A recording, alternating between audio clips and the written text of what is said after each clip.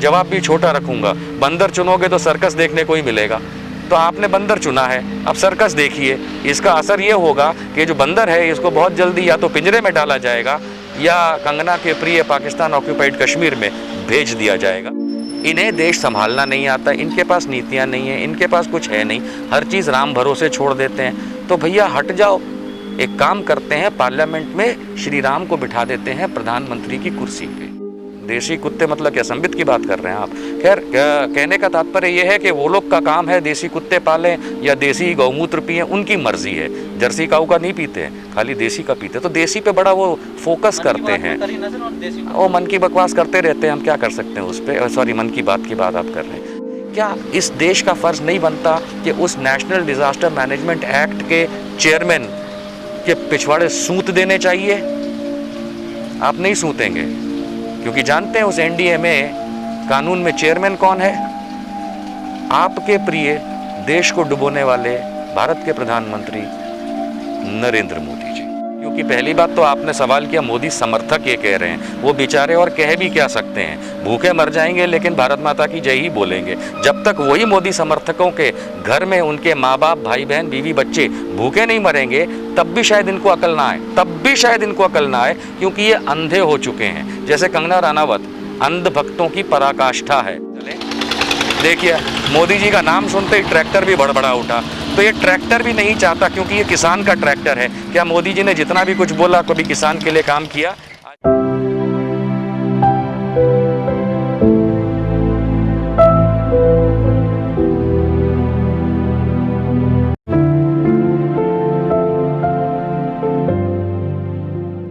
देखिए, GDP minus में गई है, जो रिपोर्ट आई है -23.9% जो जीडीपी है, ये गलत है।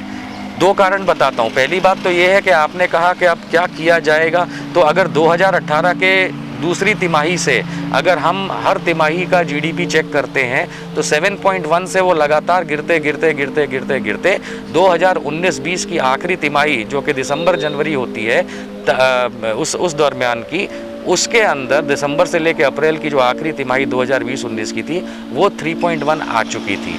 मान के चलिए कोरोना आता या ना आता, लेकिन ये इनकी जीडीपी जीरो से नीचे जाने ही वाली थी, इसको तो मैं पक्का मानता हूँ।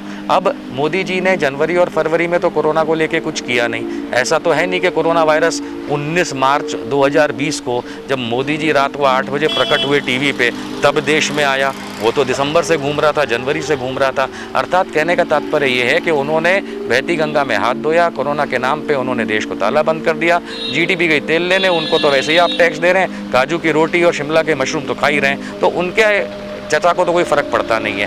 फ़र्क पड़ता है आपकी ज़िंदगानी पे, आपकी ज़िंदगानी के फ़र्क का उनको कोई फ़र्क नहीं पड़ता। कहने का तात्पर्य ये है कि जीडीपी जो है, ये जो 23.9% आप कह रहे हैं, ये ऑर्गेनाइज्ड सेक्टर की जीडीपी है, जिन्होंने अपनी डिटेल्स दी हैं, यानी कि बड़ी कंपनियों की हम बात करें। पर वो जो छोटा छोटा अनऑर्गेनाइज सेक्टर होता है, क्या पटरी पे सब्जी बेचने वाला, चाय बेचने वाले से ले करके वो छोटी छोटी दुकानें चलाने वाले या छोटे छोटे एंटरप्राइज, जिन्होंने अभी तक ना तो कोई बिजनेस किया इस लॉकडाउन या अनलॉक के दरमियान, और ना ही वो अपनी रिपोर्ट्स जमा कर पाए हैं, ये जो अनऑर्गेनाइज सेक्टर है, ये तकरीबन 70 से 80% भारत की जीडीपी को कंट्रीब्यूट करता है। कहने का तात्पर्य ये है कि जो -23.9 जो आपको दिख रहा है, ये हकीकत में -60 या -70 के आसपास होगा।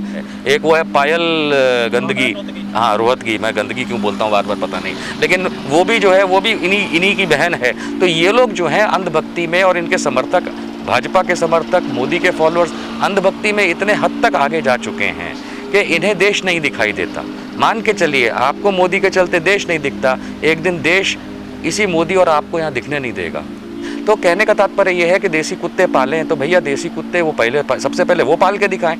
अगर इतना ही है तो संबित को हटा करके राष्ट्रीय स्पोक्स पर्सन बना दे बीजेपी का, किसी देसी कुत्ते को, टॉमी मोती हमारी सोसाइटी के आसपास वो घूम रहा है एक, तो खैर ये भूरा है तो शायद वो भूरों की नौकरी करते थे, उसको बनाएंगे नहीं, कोई काला ढूंढ लेंगे हम। तो किसी काले को पहले ये बनाए, काले कुत्ते को अपना नेशनल स्पोक्स पर्सन, और फिर देसी की ये बात करें।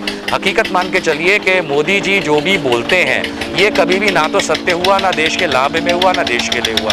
तो इसमें आप ये मान के चलें, देखिए मोदी जी का नाम सुनते ही ट्रैक्टर भी बड़बड़ा उठा, तो ये ट्रैक्टर भी नहीं चाहता, क्योंकि ये किसान का ट्रैक्टर है। क्या मोदी जी ने जितना भी कुछ बोला कभी किसान के लिए काम किया? आज किसान भूखा मर रहा है। हरियाणा चलिए मेरे साथ, मैं दिखाता हूँ 2 रुपये किलो मिर्ची, 2 रुपये किलो मिर्ची बिक रही है, 10 रुपये किलो भिंडी। यहाँ पीछे ही एक सब्जी वाला है, वो अभी आपको 80 रुपये से 60 रुपये इन्हीं चीज़ों के किलो के दाम लगा के देगा।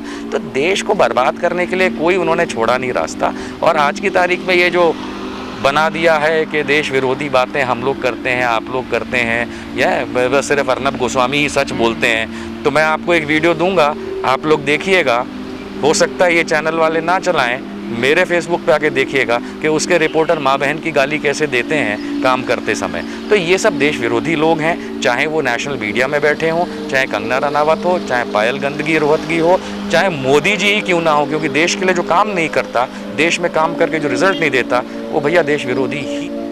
आत्मनिर्भर का नारा जो है वो महात्मा गांधी ने दिया था, और ये नकलची बंदर जो हैं ये इधर उधर के लेते रहते, कहीं इंदिरा गांधी से चुरा लेते हैं कोई बात, कहीं जवाहरलाल नेहरू से, कहीं किसी से ले लेते हैं, और खुद अपने आप को बोलते हैं कि हमने किया।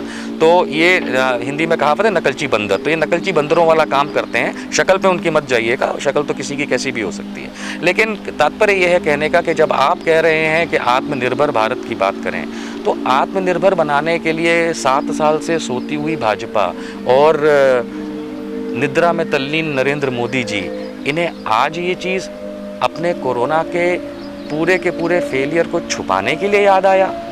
आप मान के चलिए, आप लोगों को याद होगा कि 25 मार्च 2020 को क्या हुआ था, क्या हुआ था। आपके मुंह, नाक, आँख, हाथ, कान, पैर सब ताले मार के आपको कंप्लीट भारत के लॉकडाउन में डाल दिया गया था। उस समय थे 550 कोरोना मरीज, आज 40 लाख हैं।